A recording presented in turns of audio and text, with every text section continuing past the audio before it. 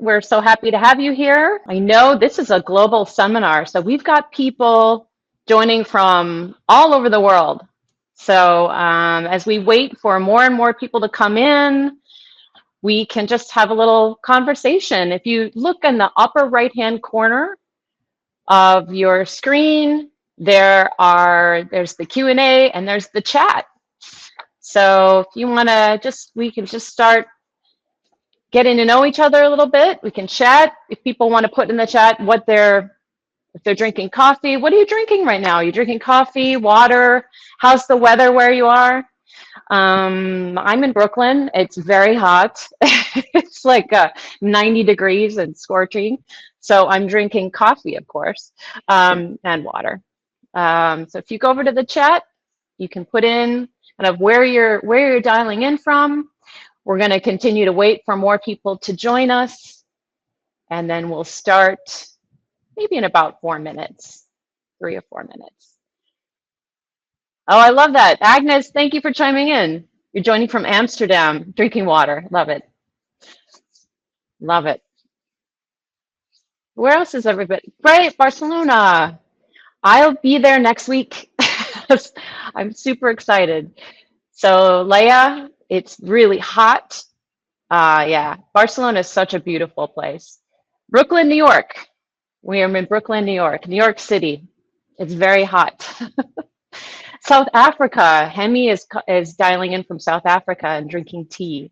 I love that. This is so fun that we've got people from all over the world joining us to learn about Evolved by Nature.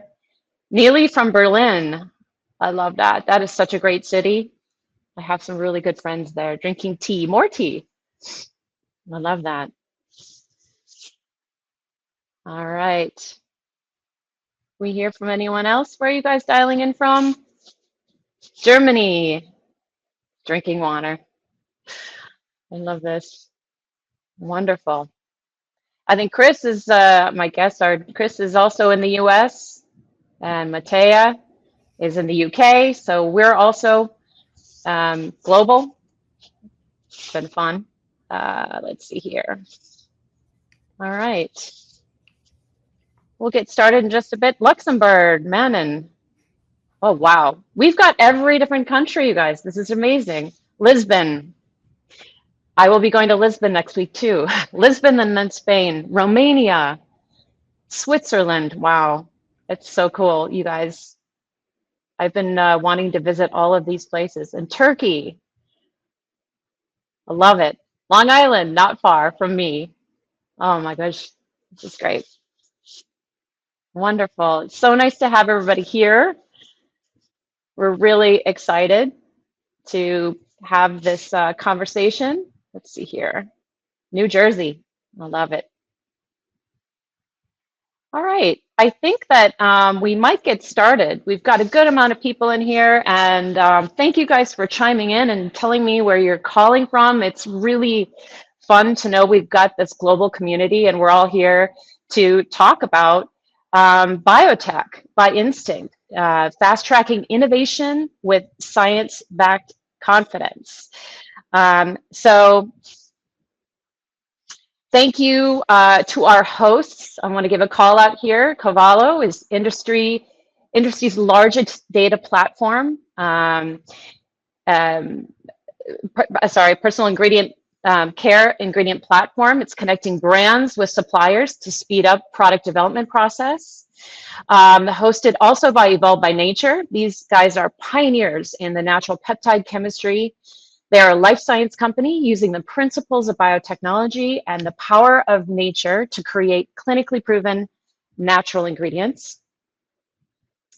Hello, everybody. My name is Allison Cutlin. I am a biologist, innovation consultant with over 25 years of beauty and wellness, and I'm really passionate about pushing the boundaries of product development through biotech intelligence and sustainable design. And I'll be moderating today. And with me are two amazing guests. Today, we're going to be talking to Chris Valencius, the CMO from Evolved by Nature, and Matea Weber, who is an incredible cosmetic chemist and product development expert. I will hand it over to you guys to quickly introduce yourselves. Chris? Hi, everybody. I'm Chris Valencius, CMO at Evolved by Nature. I have been at the company for almost 6 years. I weirdly have a background in advertising. I was an executive creative director after a 25-year career in advertising, and Evolved by Nature was kind enough to pull me out of advertising and sort of add a new layer of purpose to my life. So sort of transferred from selling whiskey and beer and cars and technology platforms to a sustainable biotech company, so I can start to make a more impactful difference on the health of people and the planet. I work very closely with Greg, the CEO, who is the science guy. So I am not the science guy. I am definitely the marketing guy, but we have a very close collaboration. Very strong mutual respect that allows us to toss the ball back and forth pretty freely as we're both interested in each other's subject matter expertise. I'm really excited to be here today to take you through some of our products and ingredients and to answer any questions that you may have. Great. Matea? Yeah. Hi, everyone. I'm Matea Weber. I'm a cosmetic scientist. I've got a career spanning over 2 decades in product development, innovation, and NPD. I've worked for labs as a chemist, as well as in-house brands within the NPD, and developing award-winning skincare, body care, and color cosmetics. Amazing. So happy to have you guys today. We're going to have a really interesting conversation, and I'm really excited about it. This is the agenda. There we go. This is the agenda we're going to go through just to show you what we have ahead of us. We're going to start by kind of setting the stage and talking about this idea around expert intuition and the power of it in biotech R&D. We're going to go through a portfolio. Chris is going to go through Evolved by Nature's portfolio built on decades of R&D and these incredible silk peptides and the silk, the technology. He's going to go through 2 case studies of activated silk, 33B, and activated silk hydrogels, which are really fascinating innovations. He's going to do a deep dive on those. And we're going to have a couple of audience polls in between all of this. And so I want to call you over to the right-hand side of your screen. You're going to see a little lightning bolt, and it says interactions. And when we call that we're going to poll, you're going to go to your interactions button and you'll vote. And so that's just a little bit of interactions from you guys, and we want to learn from you as well, and it will add to the conversation. So when that comes, I'll let you know. And at the end, we're going to have a live Q&A session. You can see that the button right next to the interactions is Q&A. So if you've got a question at any time, just put it into the Q&A and we'll get to them at the end. Chat, of course, is just chatting, but put the questions in the Q&A. Okay? Great. Let's get started. So I'm just going to frame this topic a little bit. We're going to set the stage of the power of expert intuition in R&D, and also what this means for speed in development. So speed is such a big deal in the beauty industry and in R&D in general today. So I don't know if everybody has experienced this, but timelines seem to get tighter and tighter, right? And in beauty, it's all about innovation and also how fast you can move, how quick you can get it to market, and kind of be able to talk about these things. But the thing that's kind of the tension here, I would say, is that true innovation takes time, right? And so sometimes speed and innovation don't work together. And so we are always dealing with that dichotomy in a way. But what if you could have both? So Matea, from your perspective as a product developer and formulator, what are the biggest challenges in this field, balancing speed and innovation and other things in product development? Yeah, I mean, it's quite an interesting area because the pressure is real. You know, formulators are being asked to deliver more, deliver faster, fewer iterations with not really that much support. And so I see one of the biggest hurdles to true innovation isn't the lack of ideas, but it's really the perception that novel ingredients are too complex, risky, and time consuming to use. And so when we're working in a fast paced NPD environment, chemists will hesitate to work with unfamiliar materials. Just like you said, timelines are tight, MOQs are high. And so there's rarely room to experiment and to truly understand how a novel ingredient performs and works. And when you're dealing with having to deliver a brief within 9 months, give or take, you tend to stick to your known path. And so there's a fear that innovation will slow you down. But I think, Chris will go into the activated silk range, but this range is so different because it's incredibly easy to use. They deliver high performance biotech ingredients that actually make your job easier. And it allows chemists to have the confidence to explore and to experiment again. I love that. That really resonates. It really resonates. And I think before we go on, let's hear from you guys, audience poll. What is one of your biggest challenges in product development? Go to the interactions tab and input your thoughts. Is it time, stability, compatibility testing? Is it cost efficiency?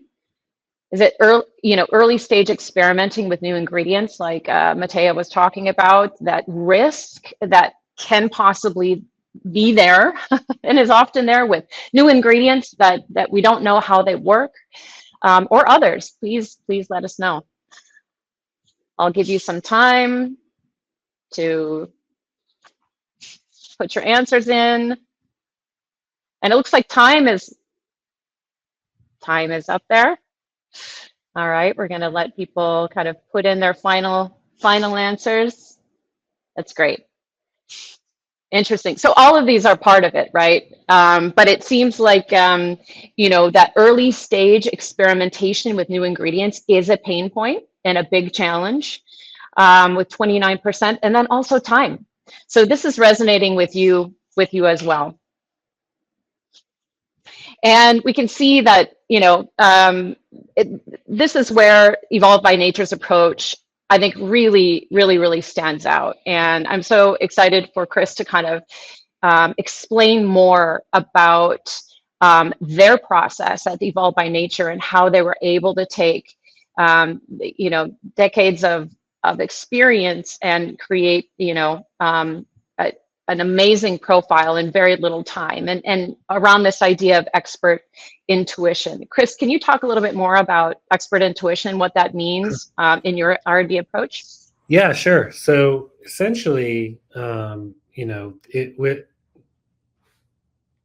humans bring, have always brought to any endeavor is creativity, fluidity of thought, and a lot of that, condenses and gels into this idea of intuition. Like when you sit down to do something, you're sort of like, even if you don't really know where the feeling is coming from, you're like, I just feel like I should approach it this way, or this is going to work, and I think that's really critical in the ingredient space, especially with a company like us as a platform technology, where essentially all our ingredients are made or, designed off of the core platform, because the founders of the company have such lengthy, decades-long experience with the material, the core material, going back to their grad school days, that, and they've worked with it, they've figured everything out, they've patented so much, they've, really like rolled around in this stuff for so long that when it came time to, launch ingredients, it was really like boom, boom, boom, one after another, because it was like, well, because I understand the material so well, I think if we do this, this is going to happen, and then we can take it here and here and here and here. And it happens really quickly and allows you to make really beneficial ingredients to customers, because when you're sort of in this, this is a little bit of a, I don't know, it's corny phrase at this point, but when you're in that kind of flow state where things are developing faster, you're able to consider more inputs into your product development process. So you're not stuck trying to figure out a mechanism of action necessarily for months and months and months. That gives you free time to say, like, how do we actually make this more cost effective? How do we make this easier to formulate with? And you can, spend a lot more time dialing in every aspect of the ingredient before you go to market. So it really is, the expertise that allows this intuition and intuitive approach to product development, that it saves us time. And it's the kind of thing that's like not really available with a lot of like AI generative molecule models, where an AI platform may spit out 200 molecules a year, but it's very it's like formulaic. It's based off of an algorithm and not an intuition. So a lot of those molecules, you can't scale them, or they end up being prohibitively expensive, or they're hard to formulate with, because it's not that sort of human, organic algorithm, that's a balance between your brain and your gut, that's saying, like, I need this wants to go this way, or this wants to go this way, and I think that really adds a lot of benefit to the ingredient space. I love that. Yeah. And I think you mentioned like expert intuition is sort of that combination of creativity and experience. Right. And I think a lot of us I love that you brought up AI. A lot of us, it's a tool. A lot of us use AI, but it's speculative, right? And it's drawing from all different things. And sometimes it can leave you in the wilderness a little bit more than where you started. And so it's really lovely to kind of get back to what years and years of deep knowledge and experience means for an ingredient and kind of a platform, and then all the creativity that you can make from that. And then also dialing it in, like you said, for cost and for like, how is the end user going to use this? How can we, how does this translate to Matea and others, formulators and product development? So you guys have really thought about that carefully.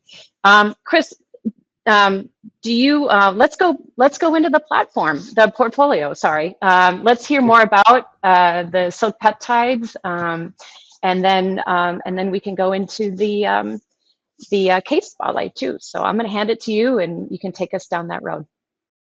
Great. Can we go to the next slide? Yeah, there you go. So yeah, we're Evolved by Nature. We are a life sciences company. We use the tools of biotechnology to take natural resources, in our case, silk protein, and turn them into ingredients for skincare, as well as we have a business unit that makes sustainable chemicals for the fashion industry, removing plastic and PFAS chemicals from fashion. And we have a small molecules therapeutic division that's primarily focused on future therapeutics. Everything we do is in the name of advancing the world's health, health of people, and health of the environment. We've been around since 2013.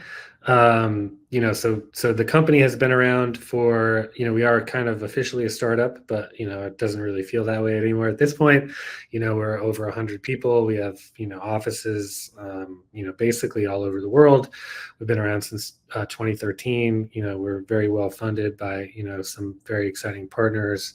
And again, everything we do right now is silk based. It won't always be that way, but right now it is a platform technology where we use renewable silk protein to generate all of our ingredients and chemicals and small molecules. Our founders, Dr. Greg Altman, who is the CEO and sort of our basically head of R&D, and Rebecca Lacouture, who's the president, co-founder. They are basically our sort of double sides of the coin. Greg is really, the ingredient scientist, the peptide expert. Beck is, our engineer. So, Greg is often, working with the team to innovate a new ingredient or chemical. And, Beck then figures out how to scale it up so we can make, a lot of it, at the right cost. They've been working together since their days at Tufts in grad school, where they were studying silk protein. for use in medical devices because of silk's biocompatibility with the human body. So they've known each other for a long time. They've been working with silk protein for a long time. They had an initial company that was based off of silk that they exited from, and then they founded Evolved by Nature in 2013 because they started to realize, the true potential of silk peptides when you can isolate them and design them in their activated state. And they also started to get very alarmed at just the sheer amount of problematic chemicals that exist in both the beauty industry and the fashion industry. So, they're both very passionate about sustainability, and I think generally horrified at the amount of strange chemicals that are entering the environment and mixing in unknown ways and then finding their ways into our bodies. So they really want to tackle those problems, as well as Greg in particular is very passionate about orphan skin diseases. Children that have very extreme forms of dermatitis where they're wrapped in bandages for much of their lives. He really wants to solve issues like that. And so, we sort of start in cosmetic skincare, but that is why we also have a therapeutic arm, because a lot of our ingredients eventually get split off from cosmetics to another isoform that's on a therapeutic pathway. So this is a lot of the science behind where our stuff comes from in kind of a simplified hand-drawn form. So we don't synthesize anything. We don't ferment anything. We extract natural resources. It is our view, because we are so obsessed with sustainability. You could attempt to synthesize silk protein. Many people have tried to synthesize or ferment it. The issue is you have to use a lot of problematic feedstocks. Monocrop things like corn and sugar require a lot of petrochemical fertilizers and pesticides, poor land management. Take all that, you put it into a system that uses an atrocious amount of energy, often non-renewable, and what comes out the other side is a very low-grade version of natural silk protein. To us, that seems sort of a crazy way to go about any sustainability-based mission, when essentially that little the reactor that can make silk protein already exists in nature. It's inside a silkworm. Instead of having a giant reactor somewhere, we've got millions of them. And they live out in mulberry fields. They eat the leaves. They absorb sunshine. And then they produce this very, very complicated silk protein structure. It's got a primary fold structure, a secondary, a tertiary fold structure. The way it folds in isolation is different than the way it folds when it actually touches your skin. And if you can isolate this in a kind of useful form, gives you a lot to play with. Like the way that Greg articulates it is, we are sort of a company like Exxon, if Exxon patented fossil fuels. In that fossil fuels are this incredibly rich resource of stuff. You make aspirin from fossil fuels. You make 80,000 petrochemicals from fossil fuels. You make plastic you can make anything from fossil fuels. Obviously, we don't want to do that. We want to be sustainable and renewable. So we can make everything from silk protein, but silk protein is that kind of universe raw material where there's so much in there with so much possibility that we have a future pipeline of products and industries that we, are waiting to enter based off of what we know we can pull out of there. So it's an incredibly robust feedstock, which is why it's so hard to synthesize. It's basically like trying to synthesize fossil fuels. It's generally impossible. And it's also, less sustainable. So this is kind of where Beck comes in, our chief of operations and the engineer. This is a picture, a sort of very cropped picture of a much larger proprietary manufacturing process. So we have already scaled it up. We built all custom purpose built all our manufacturing equipment. So we can make 900 metric tons per year of our core peptides, which is a lot for the personal care industry. The reason that is so large is because we also serve the fashion and apparel industry making sustainable chemicals. It takes a lot more material to coat a Chanel handbag than it does to put into a 30 milliliter bottle at 0.5%. So because we're scaled up for the fashion industry, we're more than scaled up for the personal care industry. But this is something that is a challenge to a lot of sort of biotech related companies is, and this is a bit where the expert intuition comes in. You can make something that is very exciting science, but if you can't then sort of intuit, like, how would I, like, outside of a bench or a very small reactor or something, like, how would I produce this? And because again, like, Beck has been working with this material and producing this material at larger and larger scales, over the past 30 years. When it came time to scale up, she already had kind of a really solid idea of what it would take, and they were able to, invest in that and make it happen. So what does it mean to evolve by nature for skincare? Essentially, what we want to do for brands is we want to power category defining growth by enabling brands to launch new products, tell new stories, and achieve new levels of efficacy at higher margins.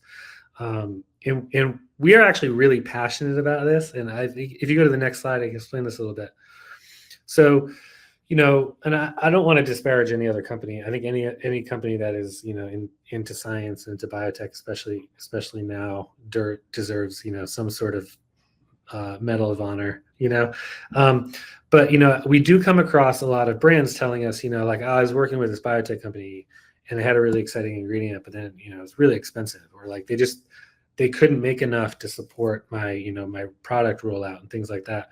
We get really passionate about the science. Obviously, we have people here, that they discover something, they run through the halls with it, like, look what I discovered. But at the same time, we get equally passionate about what our partners are going to do with it. Like, how can we help? Because it's not a zero-sum game. It's not like I convince you to buy the ingredient, we negotiate a little bit on price, and then I get my money and I got what I want. We really want to create this like upward spiral, where if our partners benefit, obviously so do we, so does everybody. So we really focus on bringing new claims to customers, because new claims are new customer conversations, new formulation possibilities, so new formats that brands can use to grow their portfolios in exciting ways, better efficacy over sort of what we would call like generation one ingredients, like all the skincare ingredients that our moms used, that really, like, I don't, they're fine, but like, why have we not moved on by now? It's been long enough. It's just crazy that retinol is still a thing, frankly.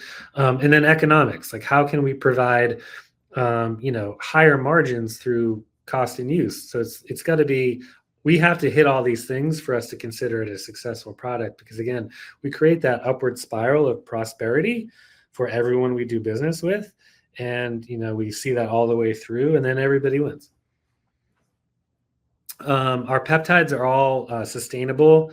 I'm gonna be proud for a little bit, because it was so hard to actually offer the claim sustainable to our brand partners. So if you use our peptides, you say it's made with sustainable ingredients. It's a hard claim to support because there's no definition. So very few, legal departments will let anybody say it. We support that claim. We worked really hard with our legal counsel to be able to say that. So it is a claim we support. It's based off the fact that we contribute to 17 of the 18 United Nations Sustainable Development Goals, something we're very proud of. And we do support the circular economy. So I'm not going to read all these little words, but if you want to reach out, we can send you, any materials about our peptides and our platform. But essentially, sustainability is predicated on circularity. You have to make something from resources that are renewable. You cannot incorporate, you cannot be producing toxic material, effluent, emissions along the way. And then that material has to return to the ecosystem in a non-problematic way, and then you keep going around. Like, that's how you get to sustainability.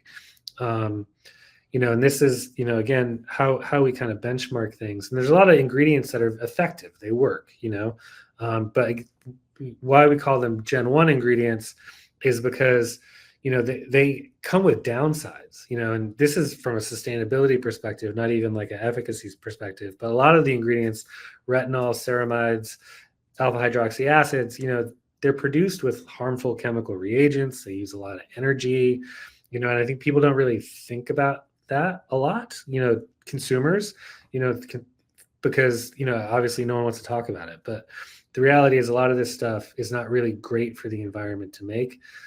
So if we can replace it with something that is sustainable and circular, then we're going to be doing a lot better in the future.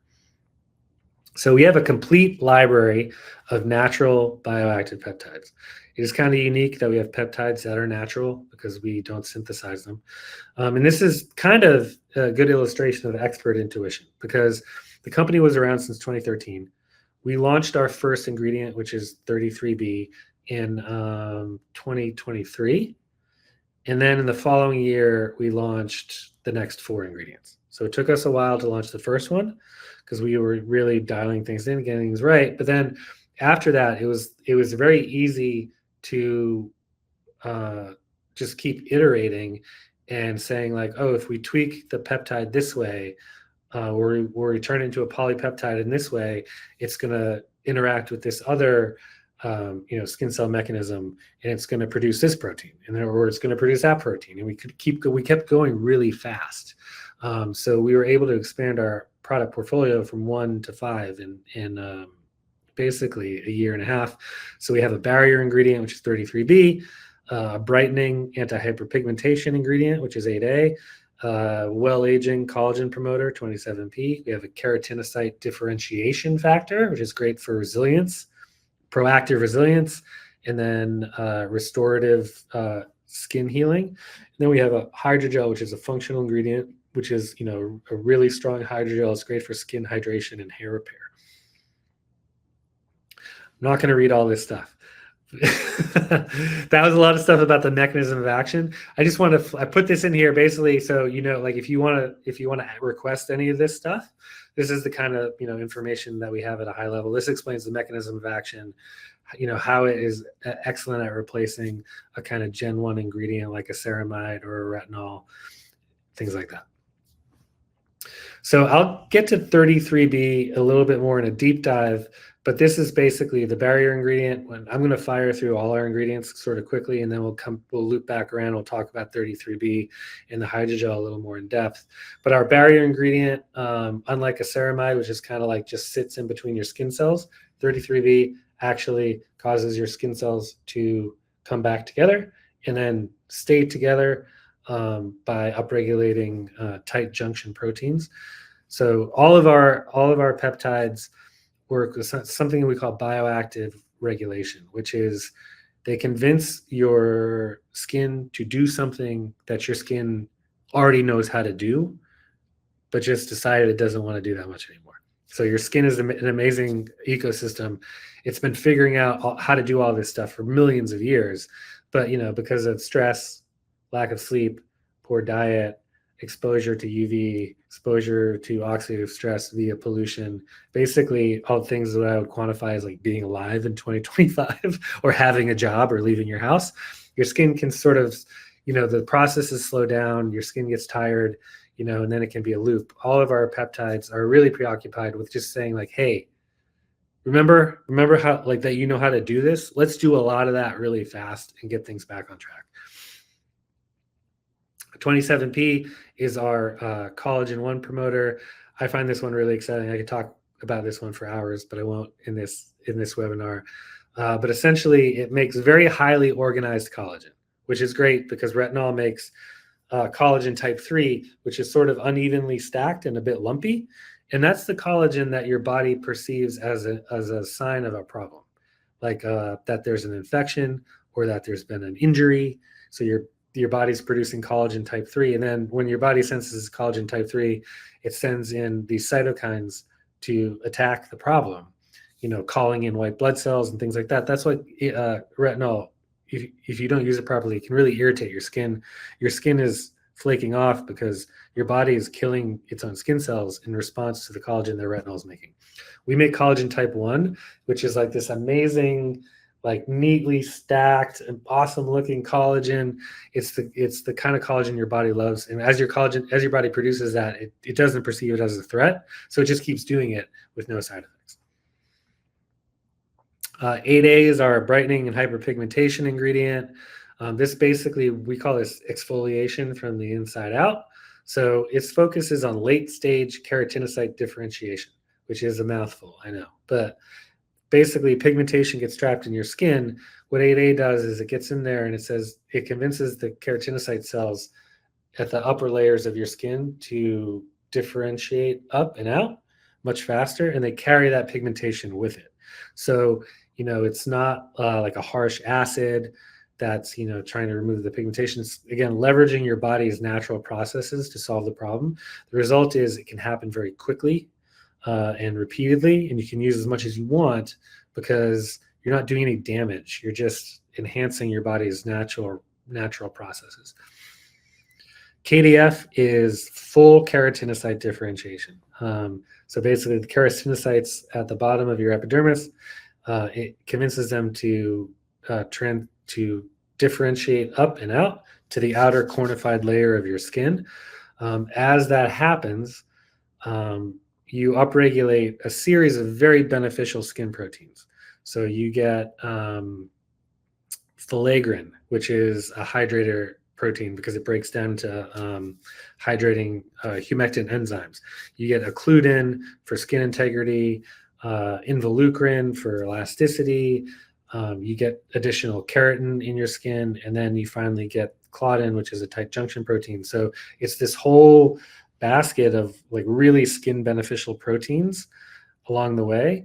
And then because you are replacing the outer layer of your skin very quickly, it increases the healing rate of your skin. You can see that in some of the pictures where basically in 2 days, it can take, a really extreme dry patch or something that's like, representative of a symptom of eczema or atopic dermatitis and essentially like resurfaces it because it increases the healing rate. And because of all the valuable proteins along the way, that new layer of skin is fully hydrated, it's elastic, it's tightly bound together, and at a state of homeostasis. So this is good for preventative stuff. It's great for pre-sun because it really bolsters your skin. It's also great for things like post-sun if your skin's been damaged.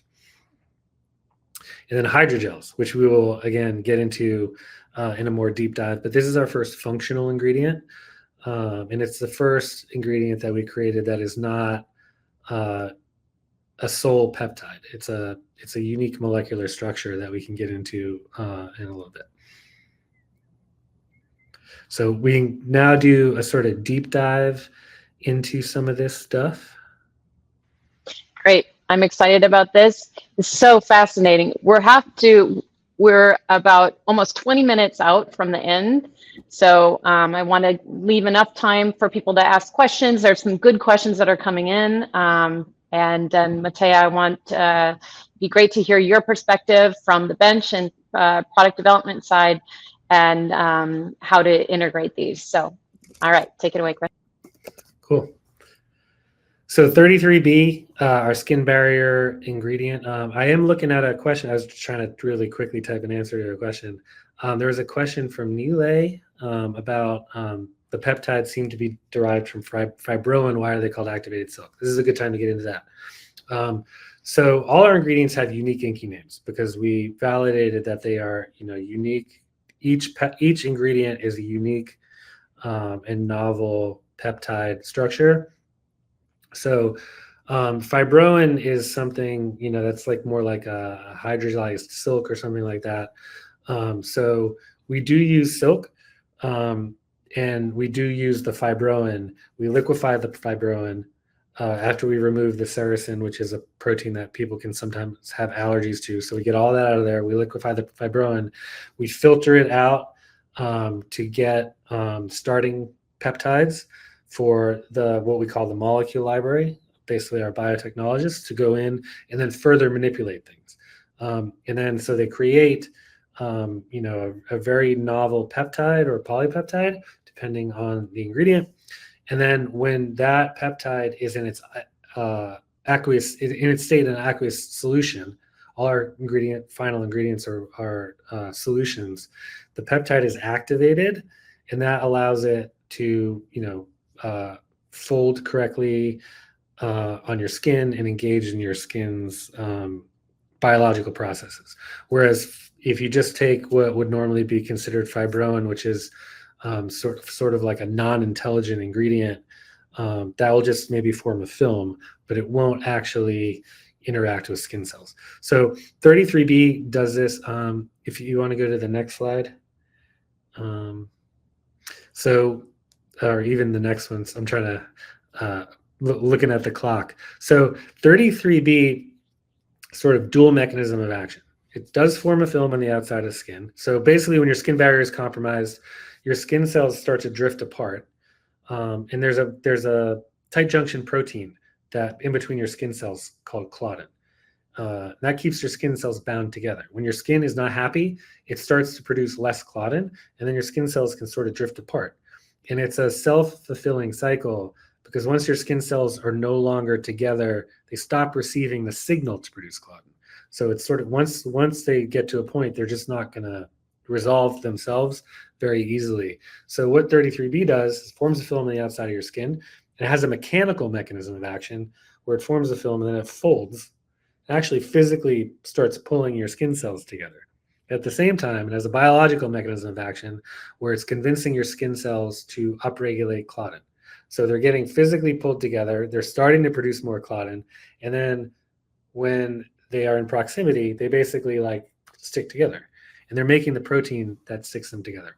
This is a scientific image of that. The red in this picture is the claudin. On the right, you can see after activated silk, the use of activated silk, you get that large expression of claudin, showing that your skin cells are tightly bound together and your skin barrier is in homeostasis. Chris, is this, we just had a question. Is this ex vivo study or a Yeah. biopsy? Is that an, okay. This is an ex vivo study. Just some of the clinicals over on the right, you can see diagrams of that mechanism of action that I just explained. But we got really significant decrease in transepidermal water loss, which is a really, conformational sign of skin barrier integrity. And then we have a lot of clinical responses. Basically people saying, even after 7 days, the skin appears replenished, healthier and younger looking, skin texture is improved, feels smoother, firmer, wrinkles are reduced. Basically, and because you get all these results because it's a skin barrier ingredient. Skin barrier integrity is basically the foundation of almost everything that you try to achieve in skincare. If you are trying to reduce fine lines and wrinkles with a collagen promoter, for example, if you don't have skin barrier integrity, you're going to plump up some collagen, but then all the water is going to leave the skin and it's going to deflate like a balloon. So it's not really going to work if you have a poor skin barrier. Same with anything like redness, any kind of visible issue with your skin. Like if you don't have skin barrier integrity, nothing that you're trying to accomplish is really going to work, because aggressors are going to get in, water is going to get out, and it's just nothing beneficial is going to happen. So that's why you see a lot of these great clinical responses, because when you actually solve a skin barrier problem, people are basically like, oh my gosh, I look so much younger and better and healthier, and it's because that is really the foundation of cosmetic efficacies, because healthier skin, I think a lot of people, they're like, oh, I wish I looked younger or whatever. People want to look healthier. We have a VisiaScan machine, this machine used for clinical studies where you stick your head in it and it analyzes all these things. One of the things it analyzes is how old your skin seems compared to your biological age. Most people have skin that presents about 10 years older than their biological age, just because it's going through so much in like modern times. Basically, if people just had healthy skin that was representative of their age they're at, they would feel like they looked a decade younger, and you just have to look your age, and everyone that looks their age generally feels like they look amazing. And that's what the benefit of the barrier ingredient does. It really just resets the baseline. So what is very exciting about 33B, if you go to the next slide, is that it binds to keratin. So when you apply it to skin, it forms a film, and then it binds there. And it will, and as the ingredient stays on your skin, binding to your skin, smaller portions of the predominant active peptide find their way to your skin cells. the bigger portions of the peptide stay in your skin. Because it binds, it can be used in rinse away products. So this is an active ingredient, 7-day clinically proven efficacies that can be applied in a cleanser. It can be put in a body wash, can be put in hand soap. We've put it in body washes and hand soaps for some of our own example products, which is really, people don't put ceramides and retinols in washes because they're expensive ingredients to be putting on and then immediately washing right down the drain. With 33B, you apply it in a cleanser or a wash, everything in the product will rinse off except for the active. So you are actually applying an active just by washing your face or taking a shower. And these are some clinicals in a rinse away product. So we have the transepidermal water loss reduction, reduction in redness. And then these are the next slide. Sorry. These are some responses when we put it in a spray. So a water-based spray, hard to get barrier ingredients into like a really light, quick drying spray that's non-greasy and everything. This is a spray, you spritz it on, it dries in about 30 seconds. And you can see after 24 hours, the responses are people 100% agreed to everything, from things like healthier looking skin all the way up to the symptoms associated with my eczema are gone. Sort of getting around to some of the formulation stuff. So we make 2 versions of this ingredient because we know we want to make it very easy for people to put this ingredient in any type of product. So we make a version that will go, one version of the ingredient that is really great for thicker, more viscous products like thick moisturizers. And we make another version of the ingredient that's really great for clear, light things like serums. And again, we could have had one version and just given people, technical data sheets about like, here's how you would have to handle it to do this and that. We just said, like, we're just going to make 2 versions that make it very plug and play and easy. If you want to make a clear product, you buy one version and you just drop it in. If you want to make a heavy moisturizer, you buy the other version, you just drop it in. This is kind of the universal use. It's basically what this slide says is, any product you can imagine, you can put this ingredient in. And then we have the hydrogels. So the hydrogels are really unique because we have 4 active ingredients, bioactive ingredients that are peptides. The hydrogel is a proteoglycan, which is a different molecular structure. So we took one of our peptides, and this is kind of where expert intuition comes in because, Greg and the science team, they're so knowledgeable about this peptide. They were like, well, the peptide binds to keratin, and it also has a real affinity for holding oil. But we think it should not be hard to actually bind it with a carbohydrate, which is sort of those bristles, and that will hold a lot of water. And so they really quickly developed this proteoglycan structure that is a really, really powerful hydrogel. It outperforms HA from a hydrogel perspective. The reason is like HA kind of has like network effects. Like you need a lot of the molecules to form a hydrogel. Each one of these proteoglycans on its own forms a hydrogel because it holds so much water. It also has the benefit of, because of the peptide backbone, it will also hold a lot of oil. So it's a great emulsifier. It also binds to keratin. So it's great for hair care and it will survive rinse off. So it's a really, really multifunctional ingredient that happened very quickly. We basically had the idea, we R&D'd it, we productized it, and we launched it, I think in maybe under 9 months. So this is everything it can do. It's great for skin, has hydration, emulsification.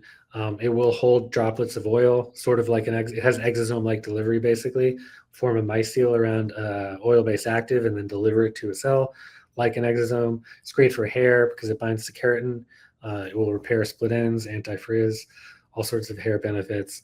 And then it is a really powerful emulsifier. PEG palm-free emulsifier will hold 50% oil in a really stable form. And it has, not for nothing, really great rheologies. You can totally dial up and down how you want your formula to feel. We benchmarked it against HA for actual clinical hydration, 24-hour clinical hydration. The big benefit here is you get the hydration. You can put this in, again, you can put this in a cleanser or a body wash. and it will stay with you after the ingredient is gone. And then what this graph on the right shows is that it won't pull, unlike HA, it won't pull, in dry environments, it won't pull hydration from your skin. So, HA, if there's no moisture in the environment, it'll start to actually dry out your skin. Our hydrogel won't do that at all. It will actually just keep the water bound to your skin. And then this is some data on the power of the actual hydrogel. So we measure things like G prime, which is a hydrogel's ability to withstand pressure and things like that. This hydrogel will hold on to water with twice the strength of HA. So basically, if you're using HA for like the feeling of hydration and for that kind of hydrogel viscosity and feeling, you can get the same those same effects with half as much of our hydrogel. So cost and use benefits. And then because it is multifunction, it can also replace an emulsifier. It can replace other rheology modifiers you're using. So you start to knock things off your INCI list. Customers like shorter INCI lists. Brand owners like higher margins because of less ingredient costs. So, a lot of benefits to be had. And again, this is some imagery showing that it will survive rinse off. So this is imagery of the hydrogel after 4 washes, staying on the skin. The green is the skin, the purple is the hydrogel. We lifted it off just so you can see the separation in the imagery, but that is the hydrogel stuck to the skin after it's been washed 4 times. It's a really great hair care ingredient. This hydrogel is hard to talk about because it does so much stuff. The pitch on this is like, it's like one after another, but because it binds to keratin, it will bind to hair. It will repair split ends, even under extreme heat and humidity. We stopped measuring after 4 weeks. We gave up. The benefit again too is because you can put this in a shampoo or conditioner because it survives rinse off. So if you're someone that washes your hair every other day, once a week, whatever your routine is, as long as you're regularly washing your hair, you'll just never have a split end. Has really great anti-frizz properties. Because it holds so much water and it holds the water to your hair.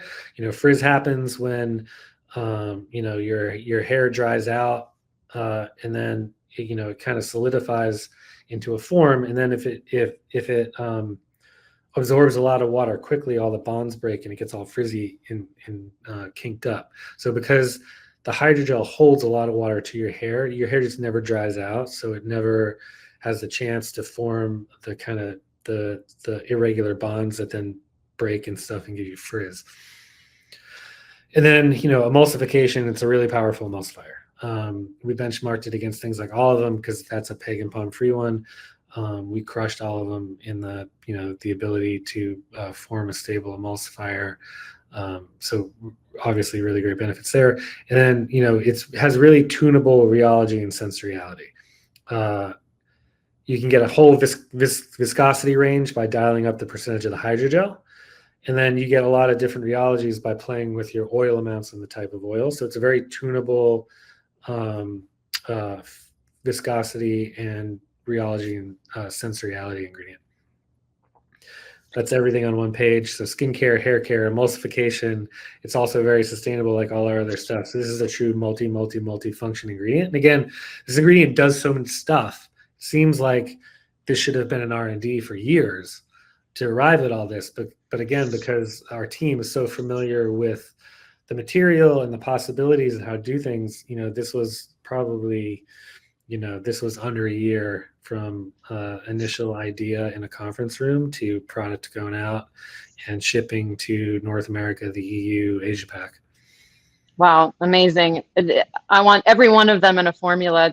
Matea, I want you to kind of comment on this, on why the activated silk range is so important for brands right now, and some of the things that you're thinking about regarding. Yeah, I mean, from an NPD point of view, I'm completely blown away by the hydrogels. When you look at our industry, it's really consumers putting pressure on brands and brands putting pressure on the labs, factories, and they're putting pressure on raw material suppliers, and it can be quite a complex system and a huge list of things that you need to deliver on whilst earning the consumer's trust. And I think, you know, these activated silk range is so relevant right now, where we are in terms of, you know, consumer demand. And from a product development perspective, it really gives so much flexibility. It's a multifunctional ingredient. It allows you to move fast within your NPD pipeline and produce a lot simpler formulations and still deliver at a high performance and sensorially elegant product. I mean, I'm blown away by them, but they also, you know, help support the bigger picture in terms of the business and brand strategy from a cost point of view when you're slimming down your formula. Yeah, and I love that this has such, you know, it has this like biological synergy, not only in the way that it works with our bodies and our skin, but also in the way it just has this flexibility and synergy within formulas. So it's really a powerful innovation. I think something that we best in class is what I would say, something we haven't seen, and sort of the thinking around the applications and efficacy, but also the user experience. We've got the next audience poll. You guys, we have 4 minutes left. So let's go through this quickly if we can. You know, what claims, we'd like to know from all of you, what claims you find are most attractive to consumers. Go into your interactions, and if we can just quickly take a vote here, and then we'll go into Q&As. We don't have much time, but I think this would be interesting to know, you know, what are you tuning into? Is it longevity, preventative care, protection, you know, biotech powered things, or, you know, multifunctionality, pharma and dermocosmetics, like more so really efficacy forward, sustainability, planet care, anything else? So we know all of these are important, but it's interesting to hear what is on your minds. All right, things are coming in.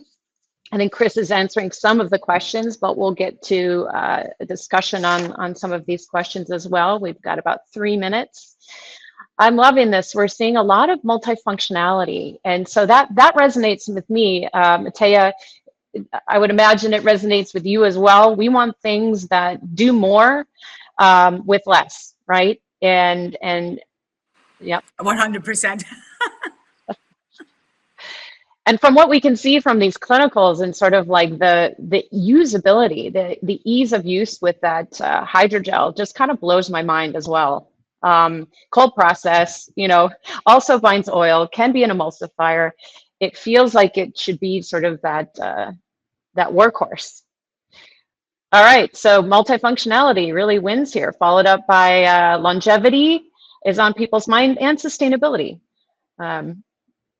Amazing. Let's get to the Q&As, because a lot of you have had some really great questions. If something's still burning, please go into the Q&A and ask some questions. I'm going to ask a really, okay, so Chris already answered the vegan question. That these are not vegan because they come from silk, but they are sustainable upcycled. So no silkworms were harmed in the process of harvesting these.